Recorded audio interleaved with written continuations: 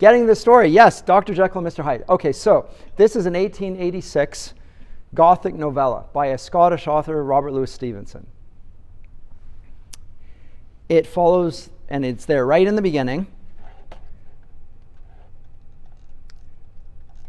a lawyer that we're going to meet right at the outset by the name of Utterson. Story of the door. A lawyer of a man of a rugged countenance that was never lighted by a smile, cold, scanty, and embarrassed in discourse, backward in sentiment, lean, long, dusty, dreary, and yet somehow lovable. This lawyer is joyless in life, no good company, not interesting in any way, and yet there's something about him that we admire. He's a lawyer, and he is interested in good and evil. He's interested in it. He's upset by violations of the law. I think that's mostly it. So we're on side, we see the world through Utterson's perspective to some degree. We follow him around. He's one of the main protagonists here, and he's an investigator of what goes on. And so we're looking around and we see from the vantage point of Utterson the events that will transpire in the novella come through him, and he in particular is going to focus on the occurrences between his old friend Dr. Henry Jekyll and a murderous criminal he discovers whose name is Edward Hyde. And what's going on between these two here? Because he knows this one man very well. They're both part of the gentlemen of the Victorian days. One's a lawyer, one's a doctor. They both have titles. And he investigates that for us. And so we see it from the side of a man of the law, a man who upholds the differentiation between good and evil in social matters. Yes? Why does Utterson refer to Hyde, or rather, not Utterson, but His friend Enfield? Enfield referred to Hyde as a gentleman. Like when Enfield is recounting the story of Hyde running over the girl, he refers to him as a gentleman. Because of the way he's dressed, I guess.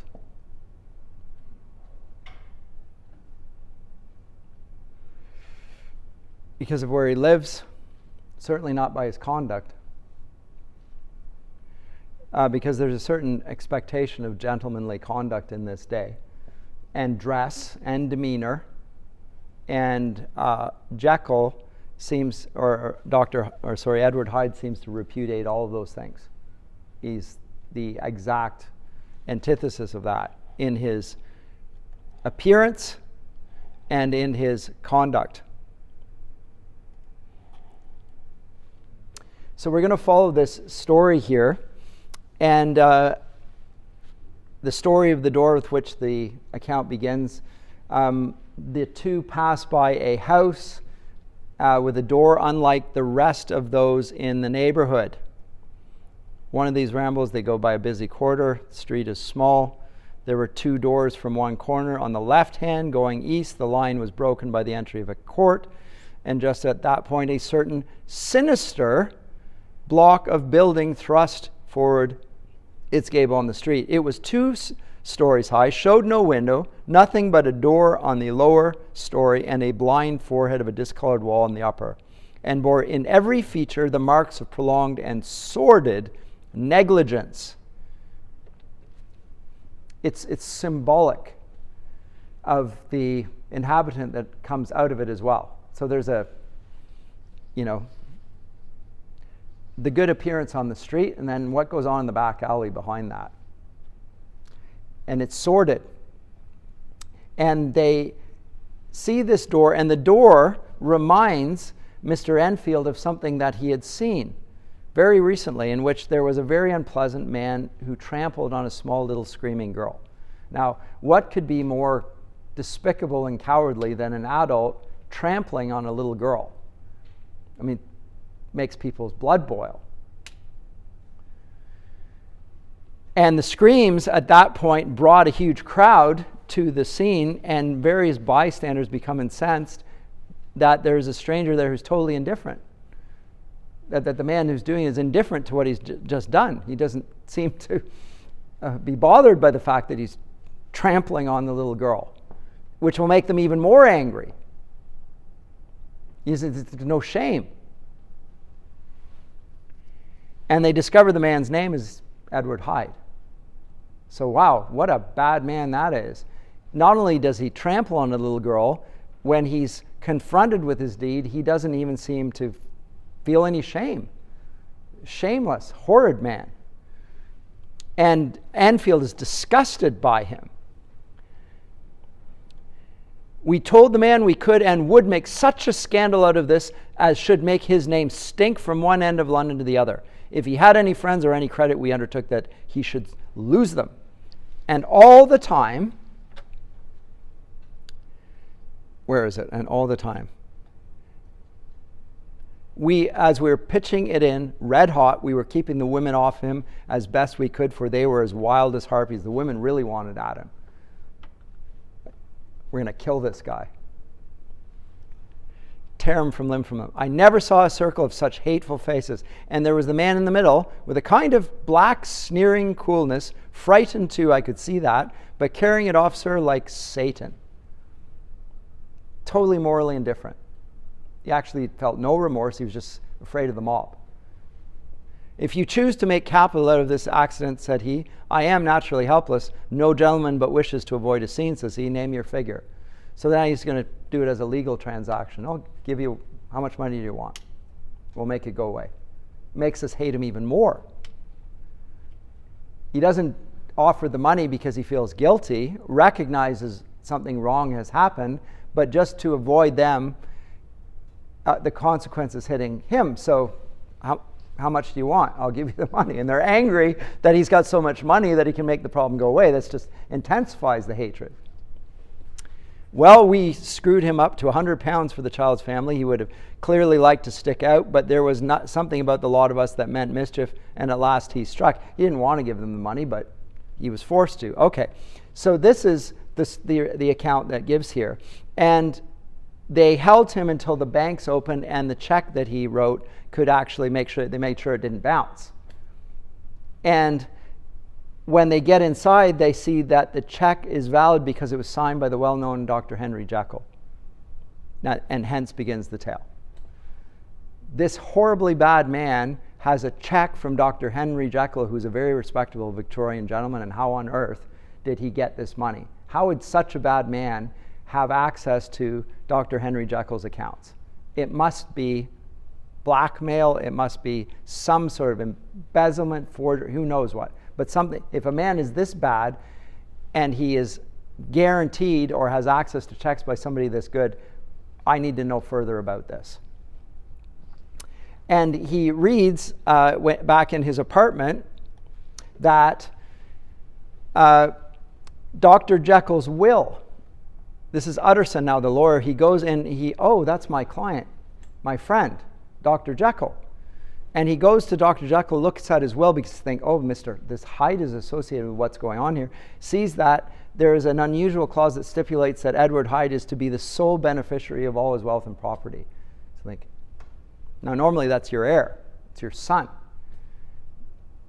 Why on earth would such a man be so inclined towards such a bad man? And now this will just open the mystery. And you can see how, from the narrative perspective, it's going to draw us into intrigue. It's like a mystery. And they look into this, and Utterson goes on, the lawyer goes on to visit his friend Dr. Lanyon, and tells him 10 years before that, he and Dr. Jekyll became estranged because of, he doesn't want to really speak to it. It was a professional matter that arose between us. Gentlemen don't speak ill of gentlemen in their absence. There was a professional matter between us that made us no longer speak together. Utterson goes out to find Hyde, and he actually stands by the door, like watching, waiting for this guy to come out. And eventually finds him, speaks to him, and he goes back inside because he's concerned. Walks around the block, goes to the front door, goes to Dr. Jekyll's house, knocks on it, and discovers that the back door leads into Dr. Jekyll's house as well. So he's, what on earth? They're not separated at all. There's a back entrance and a front entrance. The back entrance is sordid, depraved, disheveled, run down, and has been suffered neglect for a great long time. The front looks perfect, and yet they're the same house. Now, what does the house symbolize here? That. Of course, but more than, Dr. Jekyll being the same, it represents something about him. So from the front, he's this, from the back, he's that. Yeah, but it's doing something. What's the profession doing? It doesn't express the man, it covers the man, it hides the man. It conceals the man. It allows him to be a hypocrite. He's a hypocrite. A hypocrite's the word that Jesus used for the Pharisees. Those of the Levitical profession that present themselves as teachers of the law, but nonetheless do terrible things behind closed doors. They have high standing in society, and yet behind that guise of goodness and social acclaim, they are wicked. So that it's like the whitewashed sepulcher thing. It's the house at front is white, behind very. So the house represents the man as well. Very artfully done at the outset. About a year later, you read the story, right? About a year later, an upstairs maid witnesses something even more disturbing. It's a murder. Okay, so now the intrigue builds. It's not just trampling on a little girl in the street. A murder has happened. Once this is, now it's progressing, the evil is growing. And it was the murder of a kindly and distinguished old gentleman. It was an MP even. Sir Danvers Carew, or Carew. And whoever the assailant was escapes. And whoever we already suspect, and the maid makes clear, it was none other than Edward Hyde. Okay. So the police come, they search the apartment, he's not there anymore. Utterson, the lawyer, confronts Jekyll about where Hyde is, and Jekyll shows the lawyer a letter written by Hyde saying that he is disappearing forever. What a strange letter. I'm going away and I'm not coming back. And Jekyll says, I will have nothing more to do with that man. Yes, he's in my will, but I will not have anything to do with him. And Jekyll at this point begins a new life for a time. He goes out in public, he's seen around more, and he seems to have rehabilitated himself. Not that he was in any way depraved before, but he seems to be a man about town and doing very good deeds and being seen to be so. But eventually we find that, I mean, not to give the story away, but you already know what the story is, that he can't. Mr. Hyde can't go away, and in fact, he comes back, and in the end, Mr. Hyde is Dr. Jekyll, and it's Dr. Hyde that goes away and not Mr. Jekyll. Dr. Jekyll. Mr. Hyde comes back. And why is that? What actually happens here? Please tell me. How has this story come to this situation? What's been going on? We already see the double life things, but what has been happening that would lead to these plot twists? What's going to explain it? Go ahead. I was thinking that maybe Mr. Hyde is actually like the real, I was going to say the real person of Dr. Jekyll, like that's how he really is, and everything else was just a show. But sure, that would be one way to look at it for sure. What's another way? Yep, sure. I think just Mhm. Because even though Hyde and Jekyll are two sides of the same person, Jekyll becomes Hyde so much that the Hyde part is so strong he's actually become a lot more like Hyde than he's become like Dr. Jekyll, so he can't keep his disguise on anymore. How has he been bringing about the Jekyll and Hyde transformation? Has he had any control over this? Yes. Yes, and how? He's allowed Hyde to do a lot more evil stuff a lot more often. Okay, sure.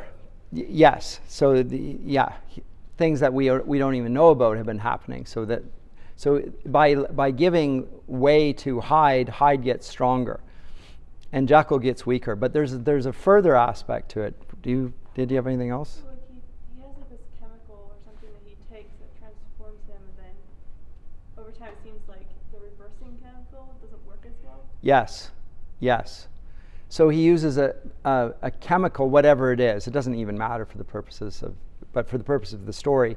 He is actually taking the chemical to let Hyde out, and then taking the antidote to that to bring himself back. So he's actually controlling the sinful man, the wicked Mr. Hyde, to come out.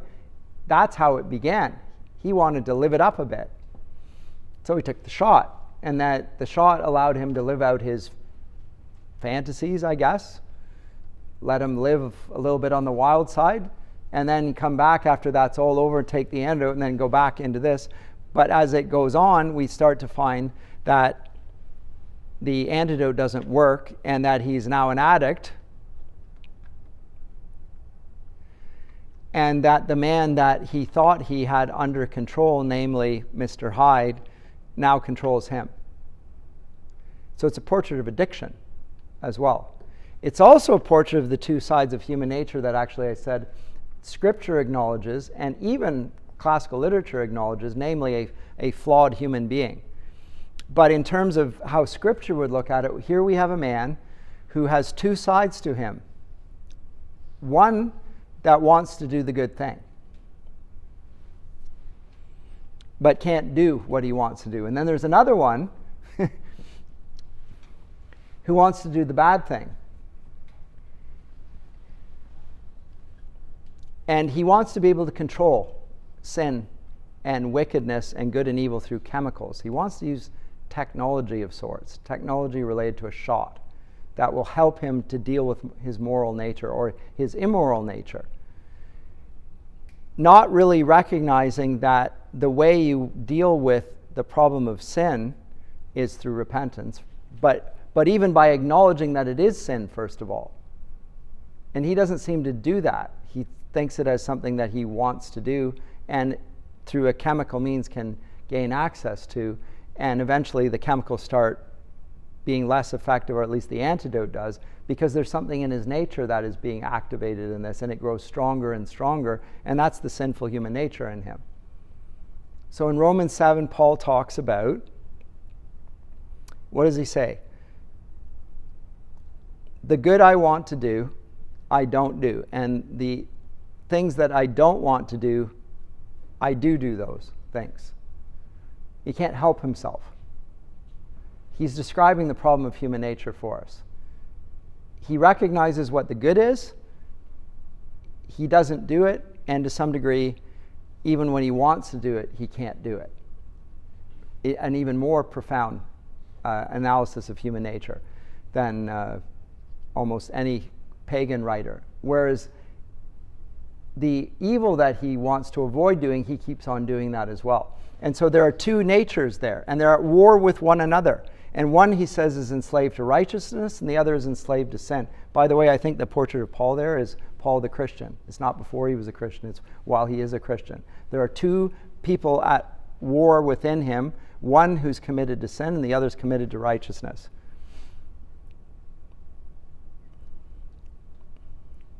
And here, in this portrait, Stevenson, who is a Scottish Presbyterian, is portraying something similar here. We have a man who's feeding the bad side of himself and thinking, because he's controlling it through technology, that he will avoid the problem of sin that pre-existed from time eternal. because we have power over it for the first time. Before, sin had us in its power. Now I have sin in my power. It's through a shot.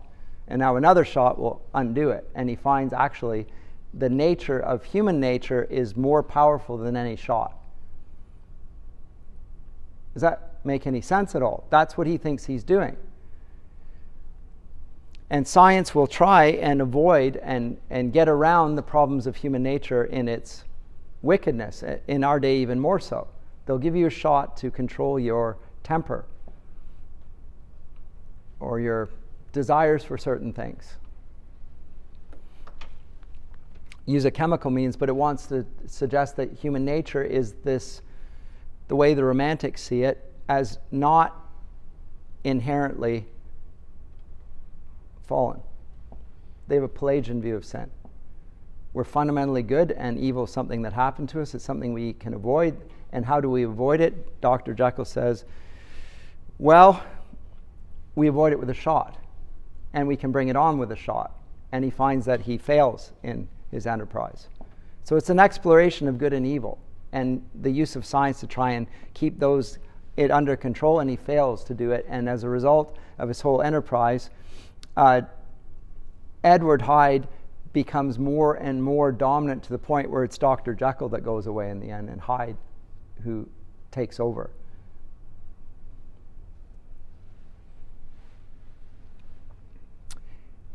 And Edward Hyde will not be repressed. Like, he wants to make him go away, and he can't stop. And so instead of the idea of evolution, where the bad man, the wicked desires lead to the good man, we find the other way around. We find a devolution. An ape-like character, crouching towards the ground, acting like an animal without moral consideration. So an amoral animal, that's what we have in Mr. Hyde. Any comments or questions? I still have a few minutes here. Thoughts?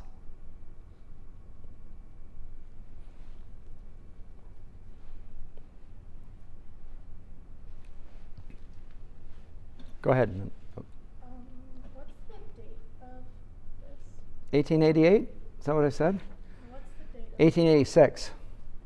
What's the date of Dorian Gray? Dorian Gray's a little bit after it, by Oscar Wilde. It's in the 1890s. I can't remember the date, but it's not that. It's in the same. Yeah. It's almost exactly the same plot, just with art instead of science. Yeah, it's Edwardian England. That's right. And in both cases, there's a sort of a purification being sought. You know, picture of Dorian Gray, he wants to keep himself eternally young, etc., etc. And yeah, it's very much exploring these same ideas in abstraction. And you're probably right in identifying the period as one in which these ideas are very much on the public's mind. Like, it's an expression of the age. This is Edwardian England, or it's coming up, late Victorian. And it expresses the British Empire at its zenith, really. It's a global empire. There's a strong sense of gentlemanly conduct. You wear the top hat and the tails, and you go to certain schools, and you act in a certain way in public. There's a standard of politeness expected. There's a clear separation between upstairs and downstairs. Like here, it's back and front, but there you'll have the masters up on the top floor and the servants work down below, just like in Downton Abbey, right? But here it's not that. And he doesn't put it as upstairs and downstairs. He puts it as side by side. And that in itself is interesting, because the structure of the housing would have had the opposite in this day. So this man is a gentleman. He walks in from the street to his house. He doesn't have to go downstairs. He's right in there. But he is disreputable from the beginning, and it is actually Dr. Jekyll all along. So what is this doing? What is Stevenson trying to say with this story? It seems to me like a satire on Victorian gentlemen to some degree. Or hypocrisy. So it's a little bit in the Swiftian vein. It's an attack on the establishment, Anything else? You were going to say something. Sorry, I forgot to. Residence of Mr. Hyde, did you say that it was just the back of Dr. Jekyll's office? Or Dr. Jekyll's house, rather? Because my understanding was that the back of Dr. Jekyll's house was his laboratory, which is distinct from Hyde's residence. Yeah, but you could get from one through to the other was my point. Like you could get directly from one house, like Hyde went through this door and he was there in Jekyll's house. So there's a lab there for sure, but the point is that they're not separate residences, they're actually connected. The lab and the house? The two houses, and where the lab sits in proximity to that, I'm not quite sure. Huh. Yeah, and that's important. They live under the same roof effectively, even though they seem to be totally distinct, because they come from different streets, but you can get from one to the other.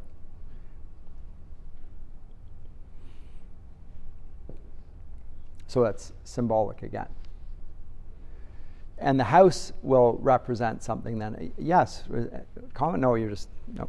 Yes, please. Would you see connections between this story and Sigmund Freud's theory of consciousness and unconsciousness? Like superego, id, and ego? So is this related to Freud's idea of the consciousness and the unconscious or the subconscious? I think Freud comes after this, and I think that he's playing with the same ideas. What is it? Where do we get civilization from? Where do we get the urges that we call criminal or illicit or immoral? Where do they come from?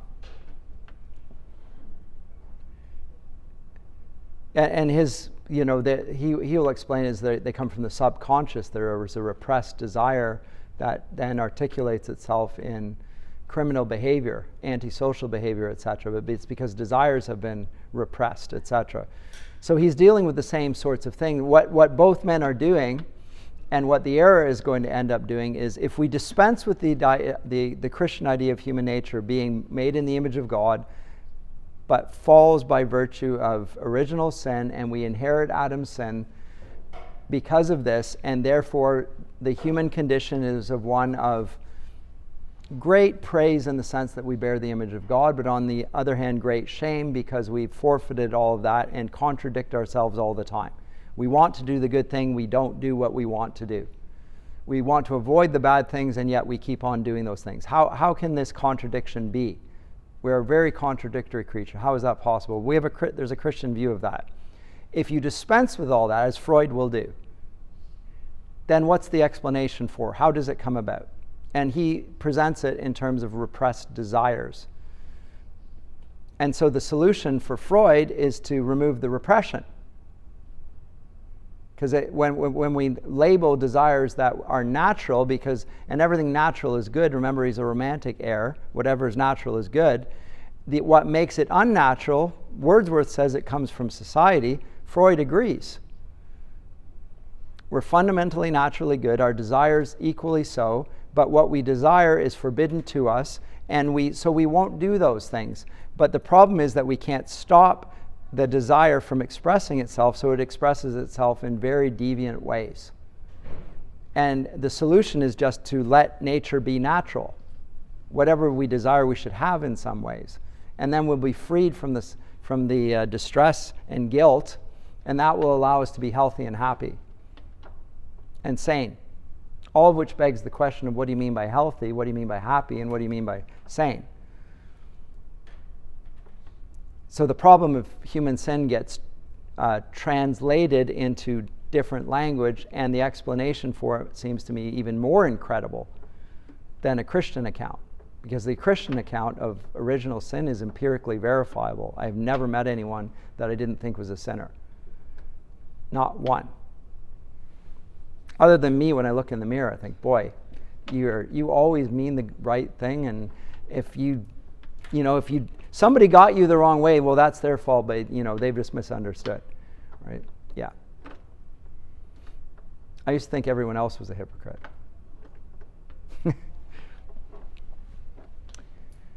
No, every single person. So and it's the only church doctrine that's empirically verifiable because it's being brought right into the present day. We don't have to appeal to the virgin birth and the resurrection and so forth. We can see original sin. Oh, it's all around you. It explains why people do what they do. They don't even want to do it, and they still do it. That's what explains it. The medical profession and those that I call the Levitical profession, and that will include this psychologist, they're part of the doctor's profession, the secular priesthood, will try and explain it as repressed desires. That's because they deny original sin. And so they have to come up with a reason for it, and it fits the romantic view. Our nature is good, society corrupts us, we just need to change social views, and that will remove the problem. Very superficial. Very ineffective. If you affirm somebody in their sin, it makes them more miserable, not less. That's what this illustrates, actually. Dr. Jekyll, the more he sinned, and the more he gave in to Edward Hyde, the worse he got, the more miserable, and he couldn't escape the grip. It's an illustration of that. The only thing you can do with evil is repent of it.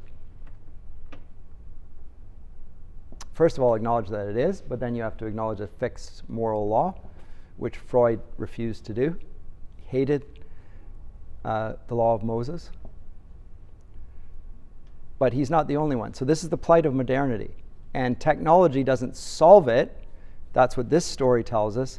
And science, far from alleviating the distress of sin, magnifies it in new and extraordinary ways.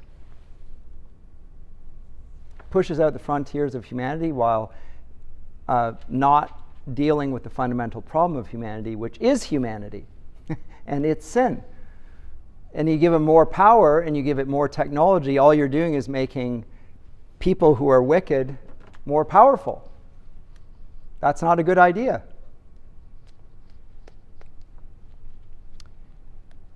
Any other comments or questions? Don't you find it intriguing at any rate? Do you like it? I'd say, okay. You don't have to. Though you're wrong in not doing so, of course. How dare you? It's a great story. And the idea of a Jekyll and Hyde person passes into the English language, and it was wildly popular in its day, and it's considered a literary classic, although I don't think it's, in terms of its style, it's not splendid. But the ideas in it and what's represented, everyone recognizes this Jekyll and Hyde persona. We usually refer to somebody else as a Jekyll and Hyde, of course. And some people are more obviously like this than others. They're like, you meet them this way and they're really good, and then in another situation, oh my goodness, what are they like? Most of us have Mr. Hyde under control. He doesn't come out quite so extravagantly, but still, it's there. We're done? I'm done.